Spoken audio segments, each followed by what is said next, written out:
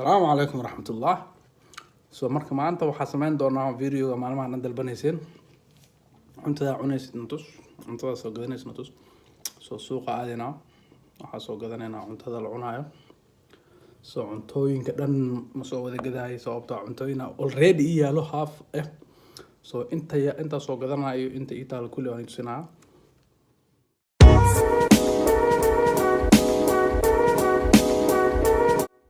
so waxa ugu horeeya ku bilaabeyna waxa waaye protein so proteinka ku bilaabeyna waxa waaye hilib lo ayaa ku bilaabeyna saa arkaysaan hilibka lo'da midka gaduudan waaye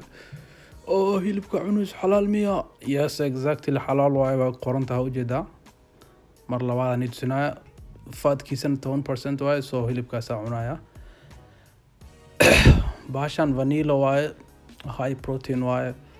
wax walba ku cuni kartaa kaligeeda cuni kartaa rootiga marsan kartaa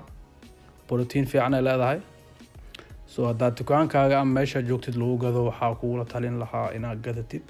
sababtoo ah caagada waxaa ku jirto 20 gram protein saa arkaysaan caagada dhan so hadaa half subax cuntid halfna galabka cuntid 10 gram 20 gram oo protein hele maalinkii marka waxaa waaye snacks fiican waaye snack ku noqon kartaa subaxda aroorta aad degdegsan daa soo kacid quraac ahaan oo cuni kartaa so definitely oo kuula talin lahaa mozzarella cheese waa ogtihiin dadka live YouTube-ka daawada mar walba inaa cheese wax ku cunayo so cheese mozzarella cheese waxaa ku doortay fatkiisa iyo proteinkiisa waa isku dhow yihiin proteinkiisa wili badan 24 gram ku jirto 100 gram marka 24 gram protein hele cheese yaalka badankood waxaa ka buuxo fatkooda high saawad ognihiin rootiga waxaa jecelahay rootiga qamadiga laga sameeyay rootiga qamadiga asoo laba nooc jiro noocan waxaa waaye waxaa ka buuxo maxaa la dhahaa qamadiga laga sameeyay carbohydrate-kiisana zaid uma badno dhexdhexaad waaye wuxuu kaloo leeyahay fiber badanaa ku jiro so oo kuula talin lahaasna mid kala jiro aan jecelahay waa kan yariiska snack saano isticmaali kartaa kan hataa quraac waa ka dhigan kartaa inkastoo uu yar yahay laakiin waxaa ka buuxo wuxuu leeyahay protein wanaagsan carbohydrate-kiisana zaid ayuu yar yahay sababtoo ah aslan waxaa ku jirto 8 gram oo carbohydrate so rooti aad cunaysid carbohydrate yar cunaysid nooc ka fiican malaha soo rootiga cad badalkiisa kan ayaa kuula talin lahaa wax walba cunayo ogtiin qamadi waaye